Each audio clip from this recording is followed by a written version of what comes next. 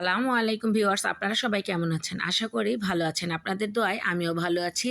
বাহিরে যা বৃষ্টি হচ্ছে, এই বৃষ্টির মধ্যে মেয়ে ও বরের আবদার, ঝাল ঝাল তারা কিছু খেতে চায়। তো তাদের আবদারেই আমি আজকে ঝাল করে চিকেন ফ্রাইটি তৈরি করে নিলাম। এই চিকেন ফ্রাইটি এতটাই মজাদার যে আপনারা এটা বিকেলে চায়ের আড্ডায় কিংবা ফ্রাইড রাইস কিংবা নুডলসের সাথে জমিয়ে খেতে পারবেন। বাসার বাচ্চা থেকে বুড়ো সকলেরই খুবই পছন্দের হবে। তো চলুন তৈরি করে।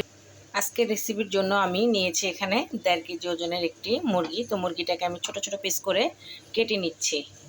মুরগিটাকে আমি এরকম ছোট ছোট পিস করে কেটে নিয়েছি।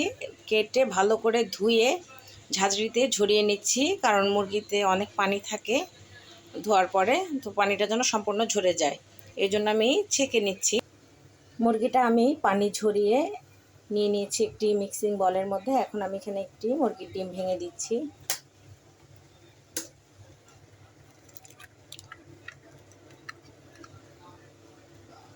ডিম তো দেওয়া হয়ে গেল। এখন আমি এখানে দিয়ে দিচ্ছি শুকনা মরিচ। আমি একদম শুকনা মরিচটাকে কুচি কুচি করে দিয়ে দিলাম। দিয়ে এখানে আমি আরও অ্যাড করছি 1 চা চামচ পরিমাণ আদা বাটা। আমি এখানে আরও দেব 2 টেবিল চামচ কর্নফ্লাওয়ার, 2 টেবিল চামচ ময়দা, 1/2 চা চামচের মতো লবণ, 1/2 চা চামচের মতো টেস্টিং সল্ট, একটু বেকিং পাউডার, মরিচের গুঁড়া, শুকনো মরিচের গুঁড়া, আর হচ্ছে একটু চিকেন পাউডার দিয়ে আমি মুরগিটাকে মাখিয়ে নেব। আমি এখানে আরও অ্যাড করে দিব একটি নাগা মরিচ। মরিচটাকে আমি একদম কুচি কুচি করে নিয়েছি। আরও দিয়ে দিচ্ছি 1 টেবিল চামচ পরিমাণ লাইট সয়া সস আর 1 টেবিল চামচ পরিমাণ হট টমেটো সস দিয়ে আমি এটাকে খুব ভালোভাবে মাখিয়ে নিচ্ছি।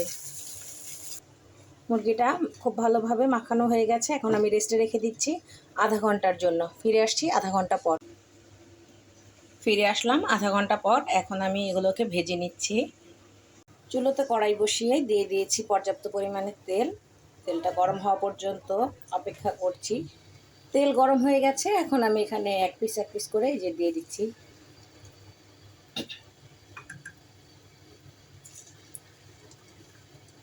আপনারা চাইলে অনেকগুলো পিসও একসাথে দিতে পারেন, তবে আমি এক পিসই করে দিচ্ছি, এতে করে আর চিকেনগুলো জোড়া লেগে যাবে না। এখানে আমি অনেক পরিমাণে মরিচ দিয়েছি, এই জন্য আমি চামচ দিয়েই কাজটি করছি। আমি এইভাবে করে আমি অনেকগুলো এই চিকেনের টুকরো দিয়ে দিয়েছি। এখন এগুলো একটু ভাজা হওয়ার আগ পর্যন্ত অপেক্ষা করব। একটু যখন ভাজা হবে তখন আমি উল্টে দিব।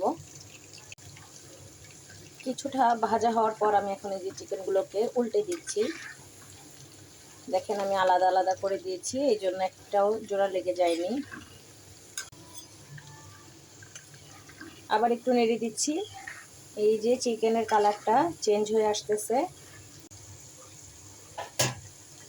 চিকেনটার কালার একদম চেঞ্জ হয়ে গেছে। এই যে আমি একদম কড়া করে ভেজে নিয়েছি। এখন আমি এগুলোকে উঠিয়ে নিচ্ছি।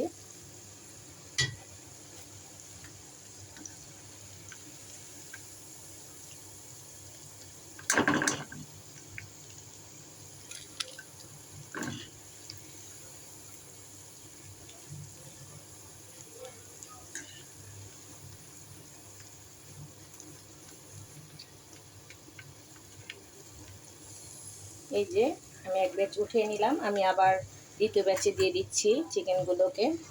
এক ব্যাচ তো আমি উঠিয়ে নিলাম। এখন আমি চুলোর আঁচটা একটু কমিয়ে দিচ্ছি, কারণ তেলটা একদম হাই হিট হয়ে গেছে। এভাবে করে আমি আগের মতোই করেই চিকেনগুলোকে দিয়ে দিচ্ছি।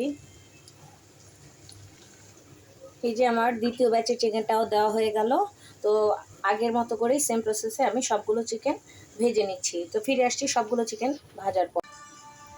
এই যে আমার সবগুলো চিকেন ভাজা হয়ে গিয়েছে।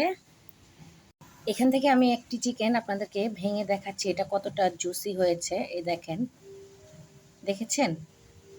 আশা করি আমার আজকের ভিডিওটি আপনাদের ভালো লেগেছে। যদি ভালো লেগে থাকে তাহলে প্লিজ আমাকে লাইক, কমেন্ট, শেয়ার এবং সাবস্ক্রাইব করবেন।